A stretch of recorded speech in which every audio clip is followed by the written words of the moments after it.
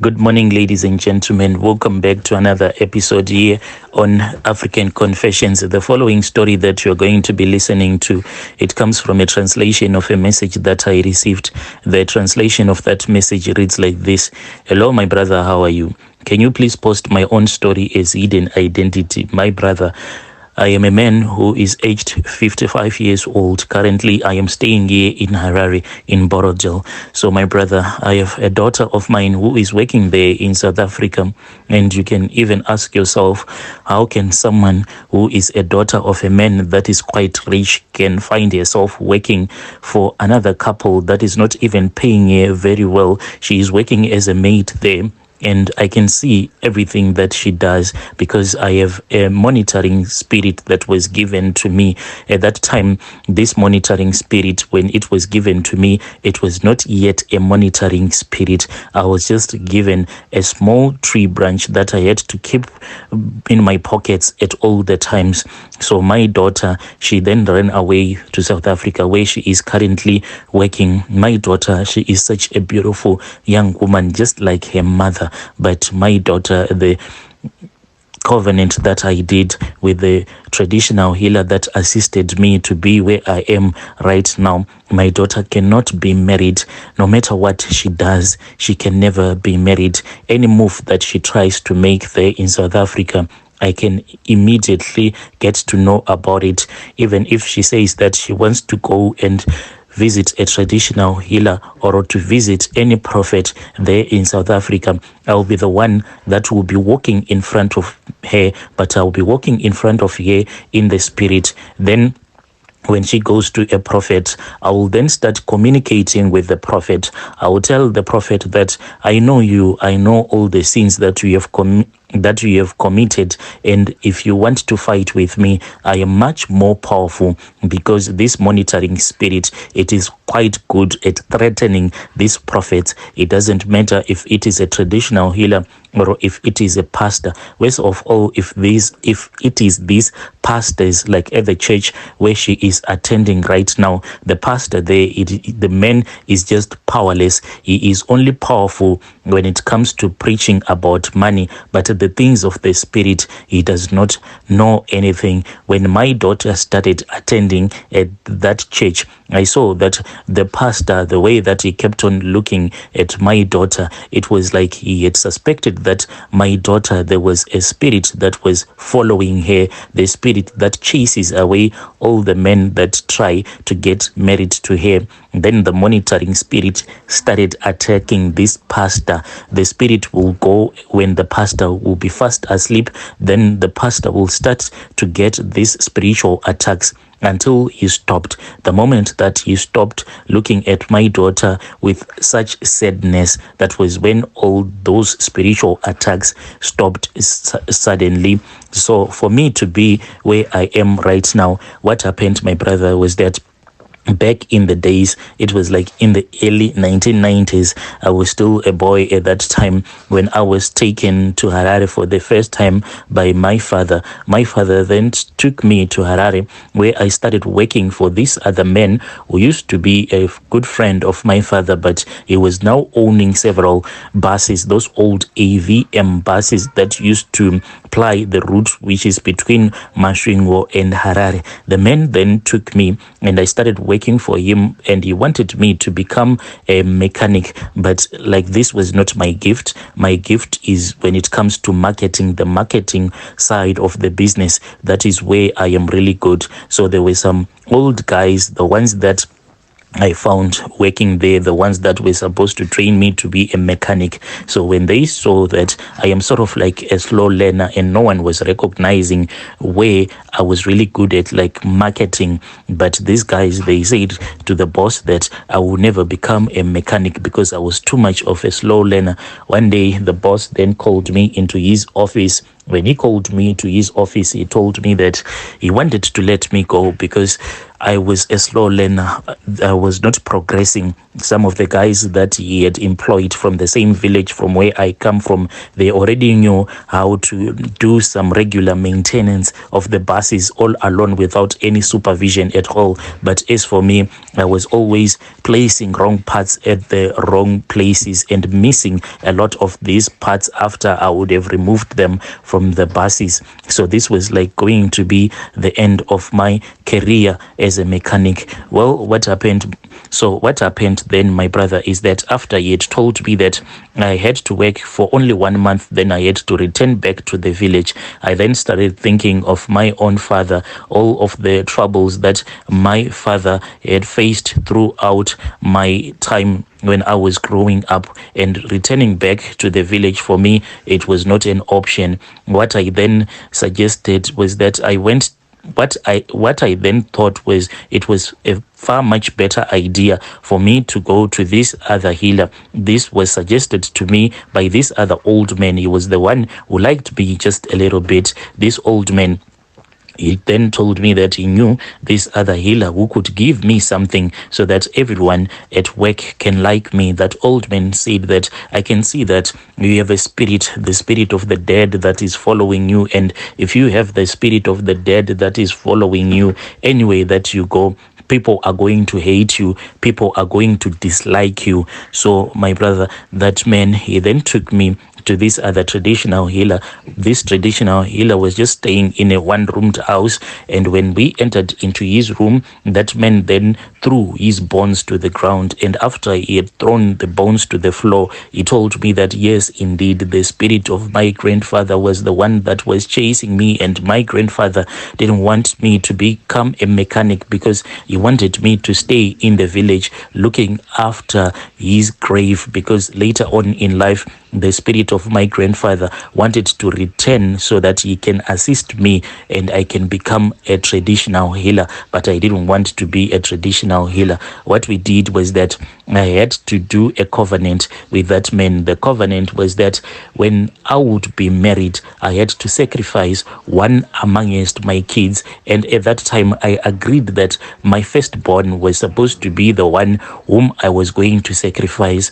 When I then started dating the mother of my child, that was when she fell pregnant. When she fell pregnant, I then found out that now she was pregnant with a girl child. I then returned back to that traditional healer. When I returned back to that traditional healer, that was when I dedicated the life of this child of mine, the one who is in South Africa, and she can never get married. And at the time when she was born, that was when I started making money. Currently, my brother, I have 2 of my buses that are using this route. That is a local route. These 2 buses of mine, whenever they get damaged, like when we have to do like an engine overhaul or anything, my daughter there in South Africa, she will start bleeding as long as those buses are not on the road. When they are stuck and when the engines are not okay, she will start to have heavy bleeding. She will go on her periods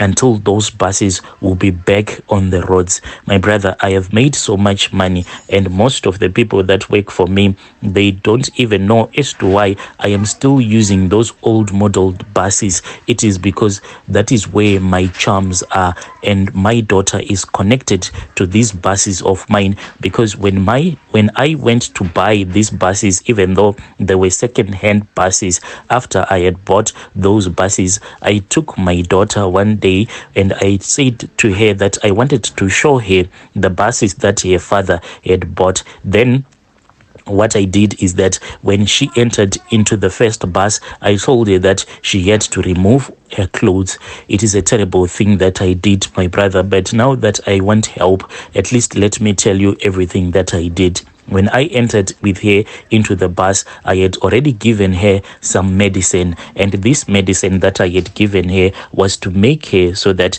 she can fall for me. On that night, I slept with my own child. This is what I did for the rituals to be done. I slept with her whilst we were sitting at the driver's seat.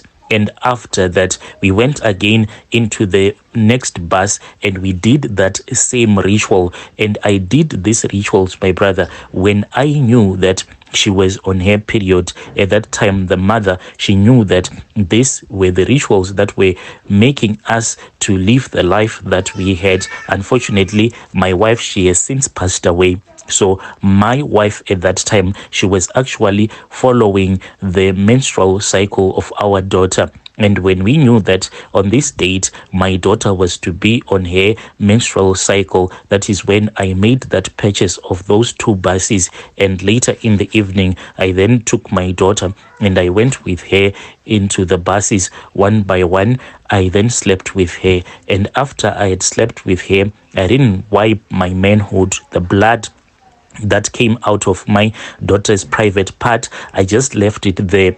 And when I had driven back home, then I took my manhood, and my wife, she helped me to wash my manhood. We had this clay plate that we had been given. And inside this clay plate, that is where the spirit resides. And the water, that same water that my wife used when she was washing my manhood, that was full of blood, that water, it is still there. So many years is passed, but this water, it is still in that small clay plate, and it seems as if this water, it is still fresh. When my wife helped me to wash my manhood, then we just left the water there as the traditional healer had instructed us. We started making money. The money that we made, I was not allowed to expand my business. I am still a small bus operator, but I make more money than bigger bus operators. We then bought our house here in Borodale,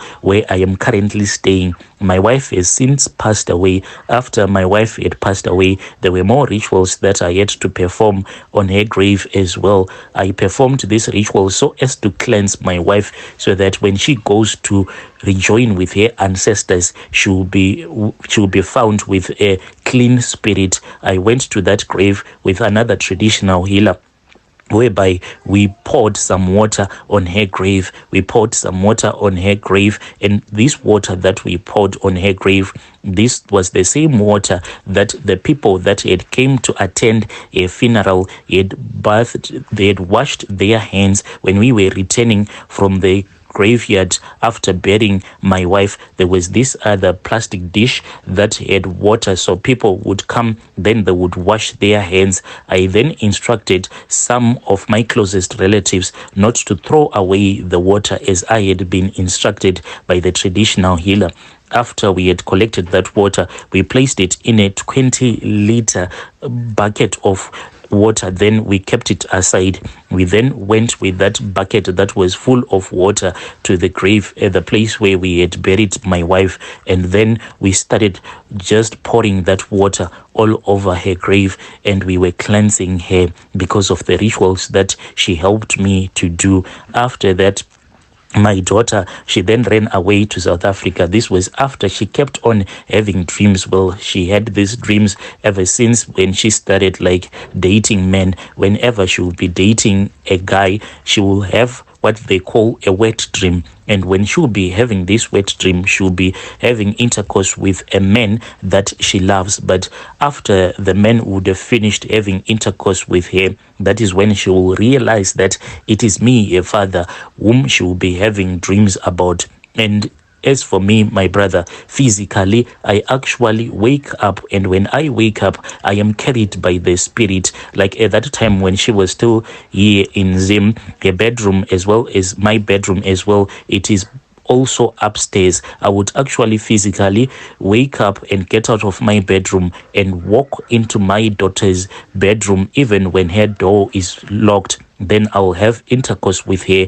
but I will then take one of the faces of the boyfriends, the ones that she will be dating at that time, since I know everything that she is doing because of that monitoring spirit. Then I will wear it on my face. Then she will actually be happy when she sees her boyfriend walking into her bedroom. Then she will start making love to me. But what she doesn't know is that it is me, her father, whom she will be actually sleeping with in her dreams. Even right there in South Africa, my daughter, she has this problem whereby she wakes up, and when she wakes up, she will see that she will be having my sperms all over her thighs and her private parts. So what I do is that I am not allowed to leave my semen, my seed inside her body. After sleeping with her, I then pull out when I am about to produce. Then I'll produce on top of her private part or on top of her thighs. When she wakes up, that is when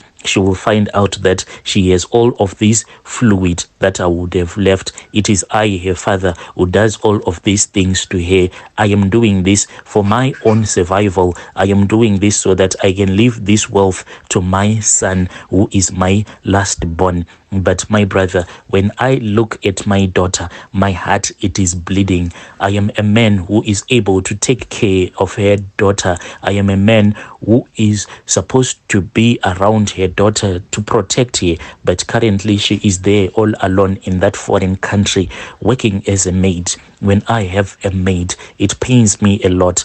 And these charms, I have reached a stage in my life whereby I want to throw them away. But the problem with this monitoring spirit, it does not monitor my daughter alone. It monitors me as well. Even if I say today, I want to get out of the house so that I can just go and find someone who can pray for me, because I know that yes, out there are fake prophets, but they are true prophets who can actually deliver me from all of this wickedness. But the moment that I get out of the house, then the car, usually I had this other Range Rover that I just gave away to one of my friends. That car, my brother, it was a good car, a reliable car. The moment that I'll say today, maybe the Spirit of God has spoken with me, I will take a bath, and after bathing, at our area, close to our area, there is this other small church. So that was the first baby step that I wanted to take. It is not a church whereby they are preaching the true gospel, but I just wanted to be around people who call themselves Christians, knowing that at least this will be like a baby step.